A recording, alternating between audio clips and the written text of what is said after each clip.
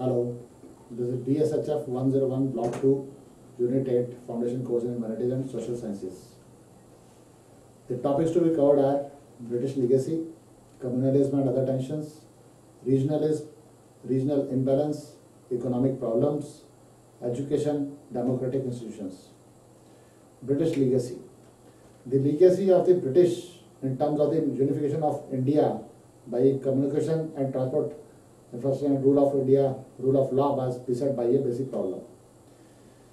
अंग्रेज़ों ने जो भारत को इकट्ठा किया अपने फायदे के लिए, उसमें सबसे बड़ी प्रॉब्लम थी उनकी कम्युनिकेशन और transportation.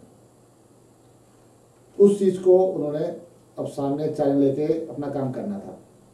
The communication and transport infrastructure had been built to tap raw materials for the industries in England and to create a market for British manufactured goods in India.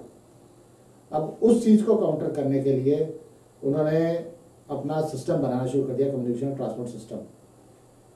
Railway system भी इसी से आया। पहले ship से जाता था सामान, तो वो उसके शिप यार्ड्स बना दिए गए, वहाँ पर वो सारा रॉ मटेरियल जाता था, क्योंकि यहाँ से जो रॉ मटेरियल जाना था वो इंग्लैंड की फैक्ट्रीज के लिए जाना था जहाँ पर मैन्युफैक्चर्ड गुड्स बनते थे।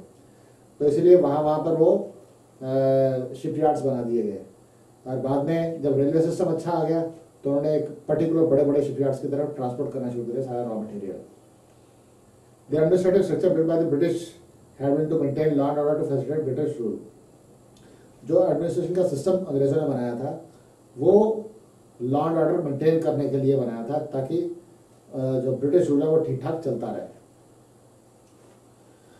Communalism and other tensions.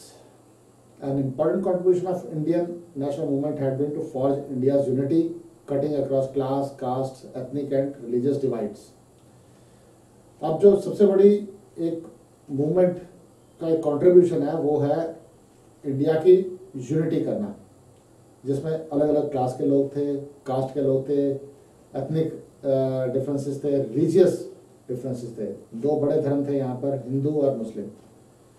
ये एक बहुत बड़ी प्रॉब्लम थी इंडियन नेशनल मूवमेंट के सामने, चैलेंज था जिसे ये काउंटर करना बहुत ज़रूरी था इंडियन नेशनल मूवमेंट के लिए, और उस चीज़ को सामने एज ए चैलेंज लेके वो चले। Hindus and Muslims in face of the higher challenge of colonialism was undermined even whether major movements like non-cooperation and civil disobedience movements were withdrawn. In the post-colonial phase with the growing social and economic insecurity, communism reared its ugly head again. जब national movements के बड़े बड़े phases आए, जैसे कि non cooperation movement आया, civil disobedience movement आया, quit India movement आया, तो उसके बीच में हिंदू मुस्लिम्स को कंटेन कर लिया गया। ये जो बड़े बड़े जो धर्म थे जिनमें डिफरेंसेस भी पैदा हो गए, इसको ये मूवमेंट्स ने अपने आप में छुपा लिया और लोगों ने अपने डिफरेंसेस को सिंक करके दबा के भारत की इंटरेस्ट को देखना शुरू कर दिया।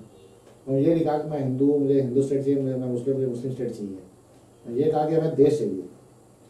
मगर अंग्रेजों ने बड़े तरीके से इस चीज़ के बीच में डिफरेंसेस के लिए बीज बो दिए थे, जो कि हमें आज़ादी का टाइम देखने को मिल गया। और जब आज़ादी मिली तो ये चीज़ फिर उभर के सामने आ गई हिंदुस्तान और पाकिस्तान के रूप में। Regionalism. In the 1950s, regionalism was seen by many observers as major threat to Indian society, Indian unity. Bharat की यूनिटी हो गई थी, अंग्रेजों ने दी थी, अब वो चले गए थे। अब 1950 का दशक, यानी कि 47 में आज़ादी मिली, 1949 में इंडियन कॉन्स्टिट्यूशन बन गई, 26 जनवरी 1950 में एनफोर्स हो गई, भारत एक रिपब्लिक बन गया, प्रेसिडेंट ऑफ इंडिया इलेक्टेड आके रूल करना शुरू हो गया और प्राइम मिनिस्टर के थ्रू। अब सबसे बड़ा चैलेंज था, ये पहले साल थे भारत की आज़ादी के, सबसे बड़ा चैलेंज था कि कई तरह के यहाँ पर रीजन बने हुए हैं। जो महाराष्ट्र था उसे बॉम्बे कहा जाता था, जो तमिलनाडु है उसे मद्रास कहा जाता था, उत्तर प्रदेश वाला यूनाइटेड प्रोविंसेस कहलाता था, पंजाब था, और सेंट्रल प्रोविंसेस के बीच में स्टेट्स थे, सेंट्रल प्रोविंसेस थे, हैदराबाद एक अलग था, कश्मीर अलग था। इनमें कई स्टेटों ने कहा कि हम यहाँ रुकेंगे नहीं, हम तो अपनी अलग आज़ादी चाहते हैं। अंग्रेजों ने ऑप्शन भी दी थी, जिसमें कश्मीर और हैदराबाद वालों ने कहा हम अपना अलग स्टेट चाहते हैं। The national movement functioned as an all India movement and not as a federation of regional identity. It recognized both and not see the two in conflict. जो नेशनल मूवमेंट थी उन्होंने ऑल ओवर इंडिया को एक सोचा, उन्होंने एक federation, regional identity का भी फेडरेशन ही सोचा। उन्होंने ये नहीं देखा कि ये अलग अलग रीजन के हैं और उनकी एक फेडरेशन बनेगी और सबको अलग अलग राइट्स दिए जाएंगे। ऐसा उन्होंने पूरे देश को एक समझ के नेशनल मूवमेंट अपनी बनाई थी, सब में नेशनल कॉन्शियसनेस जाग गई थी। और ये जो थी ये चीज़ें बाद में आनी शुरू हो गई जब ये आज़ादी मिल गई हमें, जब जिसके लिए हम सारे इकट्ठे होकर लड़ रहे थे वो चीज़ हमें मिल गई। Some regional disputes do exist and they have the potential of stirring interstate hostility. थोड़े बहुत छोटे मोटे रीजनल डिस्प्यूट रहते थे और थोड़ी बहुत हॉस्टिलिटी भी होती थी, मगर इतना ज़्यादा वो इम्पोर्टेंट नहीं था पहले। These disputes tend to persist for a long time and occasionally arouse passions. ये कई बार ज़्यादा लंबे चले गए और जिससे बड़ी बड़ी टेंशन भी हुई। Regional imbalance. Regional imbalances persist as a major challenge to the Indian nation in the form of economic disparities between different regions. जो रीजनल इम्बैलेंस हैं, इम्बैलेंस टेरिटरी वाइज भी हो सकते हैं, लैंग्वेज वाइज भी हो सकते हैं, वहाँ की रिचनेस के हिसाब से भी होता है। मान लो एक स्टेट बड़ा रिच है दूसरा गरीब है, ऐसे भी हो सकता है। वहाँ की टोपोग्राफी के हिसाब से भी हो सकता है। तो ये इतने ज़्यादा जो डिफरेंसेस थे और रेस के हिसाब से भी होता है, कलर के हिसाब से भी होता है। तो वो जो चीज़ है ये एक बहुत बड़ा चैलेंज था और ये चीज़ जो डेवलपमेंट थी इंडियन इकोनॉमी की डेवलपमेंट, इसके बीच में ऊपर नीचे काफ़ी काम हो गया। सारे पूरे रीजन्स की सारे स्टेटों की इकट्ठी तरक्की नहीं। Colonialism had created modern economic infrastructure according to its needs for the market and raw materials. जब कॉलोनियलिज्म का पीरियड था, अंग्रेजों का टाइम था, तो उन्होंने तो अपने हिसाब से बनाया हुआ था सिस्टम को कि उन्हें रॉ मटेरियल चाहिए ताकि वो मार्केट के लिए जा सके, जो इंग्लैंड में मार्केट्स हैं उनके लिए जा सके। मगर यहाँ पर जो था वो असली जो चीज़ें उनके विचार थे लोगों के, वो उन्होंने उसकी तरफ ध्यान नहीं दिया। उसका तरफ तब ध्यान दिया जब वो इनको डिवाइड करना चाहते थे। अगर अंग्रेजों ने इसकी तरफ कोई ध्यान नहीं दिया तो उन्होंने अपने हिसाब से सिस्टम बनाया हुआ था। United provinces, central provinces, Poona, Bombay, Madras, Carnatic, इस तरीके से उन्होंने अपने डिवाइड किए हुए थे सारे। और जब आज़ादी मिल गई ये चीज़ें सामने आके खड़ी होनी शुरू हो गई। Roots of these states backwardness lies in their social economic and political organisation itself. Bihar and eastern UP did not have land reforms properly implemented. ये जो थी इनकी रूट्स इतनी बड़ी हो गई थी कि ये पॉलिटिकल ऑर्गेनाइजेशन के सामने आने शुरू हो गई जब आज़ाद हुआ भारत। बिहार और ईस्टर्न यूपी और जो बाकी स्टेट्स हैं उनसे जुड़े हुए, उधर ये चीज़ें बड़ी ज़्यादा सामने नज़र आई क्योंकि वहाँ पर जमींदारी सिस्टम बड़ा तगड़ा था और वो जमींदारी सिस्टम भले ही अबोलिशन हो गई थी, जमींदारी सिस्टम अबोलिश हो गया था, वो वहाँ से हट नहीं पाया। आज भी वो वहाँ पर कायम है किसी न किसी फॉर्म में। Economic problems. India undergo a degree of industrialisation under colonialism. India की कुछ इंडस्ट्रियलाइजेशन हुई है कॉलोनियलिज्म के थ्रू, ज़्यादा नहीं. It caused a series of major famines all over India in the second half of the 19th century. इसमें थोड़े बहुत famines हुए हैं, यानी कि अकाल पड़े हैं. जो 19th century थी उसमें काफ़ी अकाल पड़े थे. Its growth was relatively limited and stunted. जो इंडस्ट्रियलाइजेशन था ये लिमिटेड था, मतलब ये कोई अच्छा नहीं था. यहाँ के इंडस्ट्रियलाइजेशन करने नहीं आते अंग्रेज, वो अपना फायदा उठाने थे. यहाँ पर वो तो उससे अगर रिलेटेड कोई हो गया तो हो गया. प्रॉपर यहाँ पर कोई इंडस्ट्री उन्होंने स्टैब्लिश नहीं करी. And result of colonial under development was the popularisation of the people, specially the pageantry and the artisans. अब जो पेजेंट्री और आर्टिजन्स जो थे वो बिल्कुल ही पुअर हो गए, बड़े गरीब हो गए, क्योंकि अंडर डेवलपमेंट थी, कॉलोनियल अंडर डेवलपमेंट. उन्होंने कभी भी यहाँ पर प्रोग्रेस करने की कोशिश नहीं करी, यहाँ पर इंडस्ट्रीज स्टैब्लिश करने की कोशिश नहीं करी. इंडस्ट्रीज उनकी इंग्लैंड में ही थी. यहाँ पर सिर्फ रॉ मटेरियल उगाने के लिए उन्होंने साधन बनाया और यहाँ से सारा एक्सपोर्ट होता था वहाँ पर.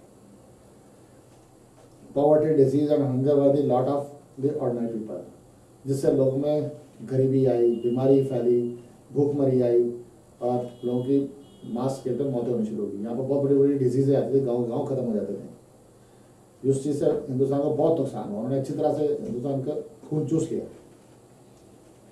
Education. Education is seen as an important tool of social and economic progress. Education से कंट्री की डेवलपमेंट बहुत ज़्यादा होती है, उससे सोसाइटी सोशल वैल्यूज़ बनती हैं, जो अंधविश्वास है वो भी खत्म होता है, और उसी से इकोनॉमिक प्रोग्रेस भी काफ़ी अच्छी होती है। It creates equilibriation of opportunity and the building up of a democratic society. एक तो जो उसको जो भी आदमी पढ़ रहा है उसको अपॉर्चुनिटी मिलेगी सोसाइटी में अपने आप की कोई पोजीशन बनाने के लिए और डेमोक्रेसी को ऊपर उठाने के लिए। ये एजुकेशन में बहुत अच्छा बढ़ावा मिलता है। The challenge at independence was how to go for a better and wider educational process and institutions.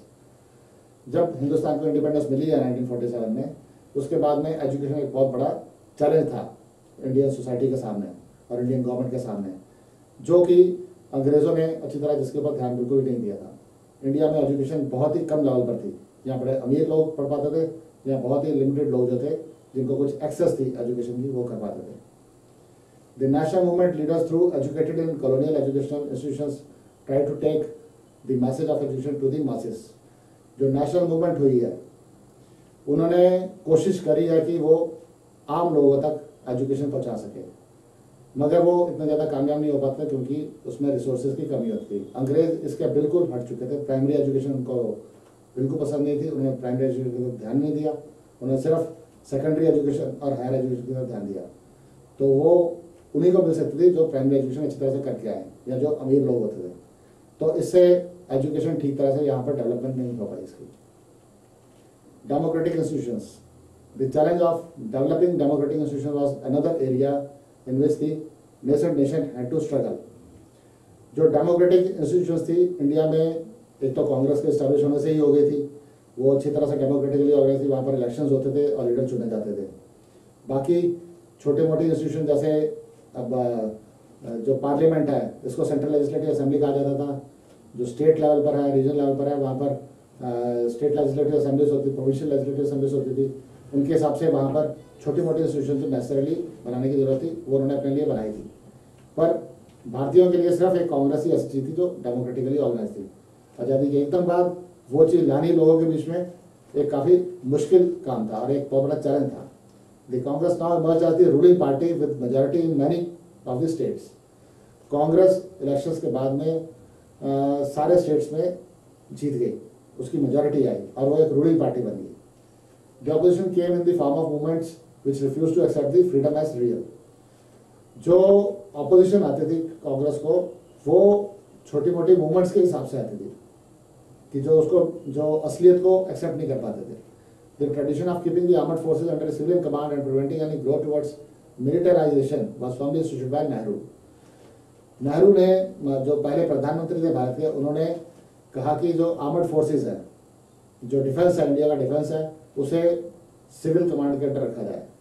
उस मतलब डिफेंस को डिफेंस के अंडर ना रखा जाए, कोई मिलिट्री लीडर ऊपर टॉप पे ना हो, वो जो लीडर हो वो सिविलियन हो। और ये कुछ सोच के उन्होंने रखा था ताकि तो मिलिट्री रूल यहाँ पर ना हो जाए। To avoid possibility of armed forces intervening in politics he took several steps. उसने इस चीज़ का बड़ा अच्छा ध्यान दिया ताकि कभी मिलिट्री ऐसी पावरफुल ना हो जाए कि वो देश को कब्जा कर ले और कोई मिलिट्री रूलर आके देश को उल्टे तरीके से चलाने की कोशिश करे। वो यहाँ पर पीस और progress. He kept the size of armed forces relatively small, refusing to permit their expansion even after large-scale US military aid to Pakistan began in 1954. उसने इंडियन मिलिट्री को बड़ा कम रखा, जबकि Pakistan openly United states of America के साथ में alliance कर चुका था और जो कि सीटों के फॉर्म में था, South East Asian Treaty Organisation, और उससे उनको मिलिट्री एड मिलनी शुरू हो गई थी अमेरिका से। फिर भी नेहरू ने मिलिट्री प्रोग्रेस नहीं करी। हालांकि बाद में इसके नतीजे भी भुगतने पड़े। जब 1962 में चाइना ने हिंदुस्तान पर हमला किया तो बड़ी बुरी तरह से हिंदुस्तान को हार का मुंह देखना पड़ा था। उसके बाद इंडियन मिलिट्री में काफ़ी इजाफा हुआ था। Thank you. This is the end of block 2 foundation course in humanities and social sciences. Thank you.